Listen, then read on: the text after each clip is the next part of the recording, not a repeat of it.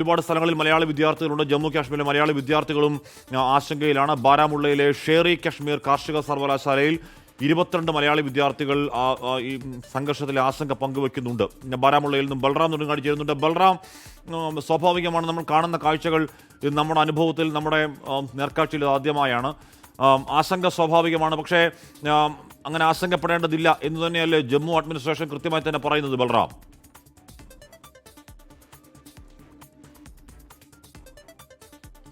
തീർച്ചയായും ഹാഷ്മി, കഴിഞ്ഞ 3 ദിവസമായി ഈ ജമ്മു കശ്മീരിന്റെ അതിർത്തി മേഖലകളിൽ സംഘർഷമുണ്ട്. ബാരാമുള്ള ജില്ലയിലാണ് ഈ ഒരു സ്ഥാപനം ഉള്ളത്.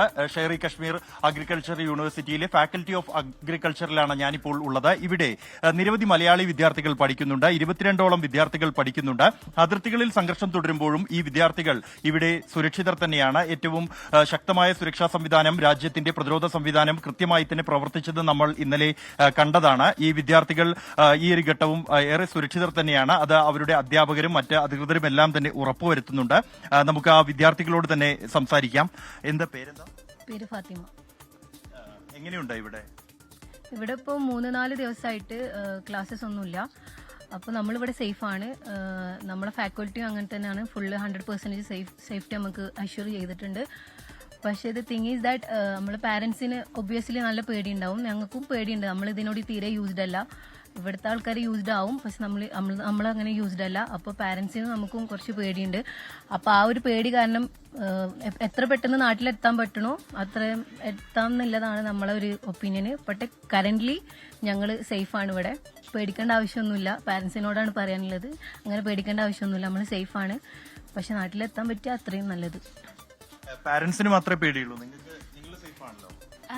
നമ്മൾ സേഫ് ആണെന്ന് നമുക്കറിയാം. പക്ഷെ പാരന്റ്സ് ഈ വാർത്തയിൽ കാണുന്നതൊക്കെ നല്ല പാനിക്കാണ്, വിളിച്ച് കരയിക്കലാണ്. പാരന്റ്സ് എന്നും വിളിച്ച് കരയും. കാരണം അവരെ പറഞ്ഞിട്ട് കാര്യമില്ല. അവർ കേൾക്കുന്നത് മീഡിയ എന്നാണ്.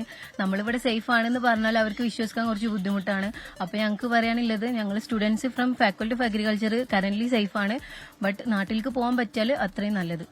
നിങ്ങൾക്ക് ഇവിടെ ഇങ്ങനെ ഒരു സാഹചര്യം ഉണ്ടായാലും എങ്ങനെ നേരിടണമെന്ന് സംബന്ധിച്ച് ട്രെയിനിങ് ഒക്കെ തന്നെ? അങ്ങനെ ഞങ്ങൾക്ക് അങ്ങനെ പ്രത്യേകിച്ച് ട്രെയിനിങ് ഒന്നും കിട്ടിയില്ല. പക്ഷെങ്കിൽ ഞങ്ങൾക്ക് മിഞ്ഞാന്ന് ഒരു പട്ടാൾക്കാർ ഇവിടെ പുറത്ത് തന്നെ ആർമിന്റെ ക്യാമ്പ് ഉണ്ട്.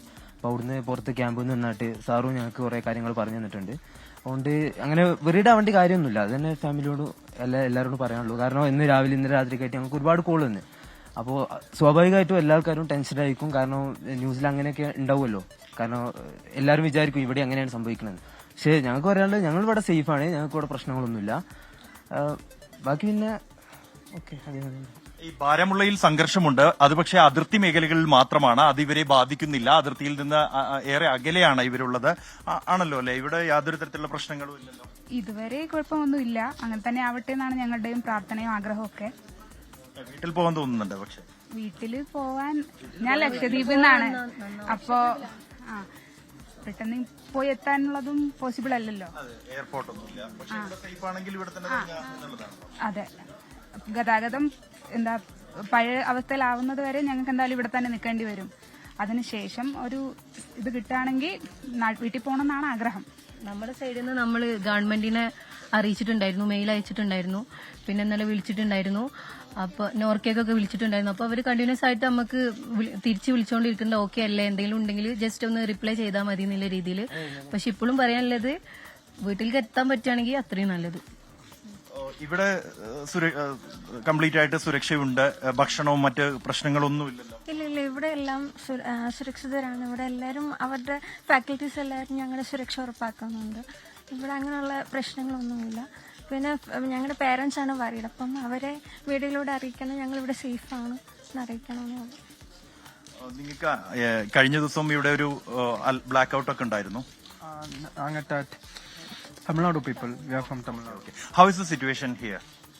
Sir, situation is not panic for me, but parents are too panic, so they insist me to come to home. It's a little bit they are afraid because so many news channels are exhaust and promote news as very big. But here situation is normal.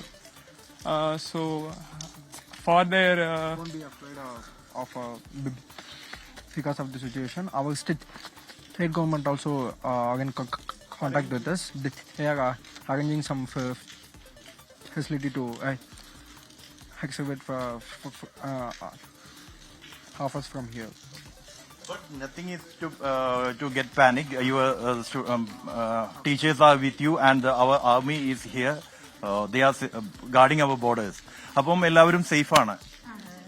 എങ്കിലും ചെറുതായി വീട്ടിൽ പോകാൻ ഒരു ആഗ്രഹം ആഗ്രഹമുണ്ട് വീട്ടിൽ പോകണമെന്ന്. ഹഷ്മി, ഇത് തന്നെയാണ് ഇവർ പങ്കുവയ്ക്കുന്നത്. അതിർത്തികളിൽ പ്രശ്നങ്ങളുണ്ട്, അത് സൈന്യം അക്കാര്യം കൈകാര്യം ചെയ്യുന്നുണ്ട്, പ്രതിരോധിക്കുന്നുണ്ട്, തിരിച്ചടിക്കുന്നുണ്ട്. ഭാരമുള്ള ജില്ലയിൽ തന്നെയാണ് ഈ സ്ഥാപനം ഇരിക്കുന്നത്.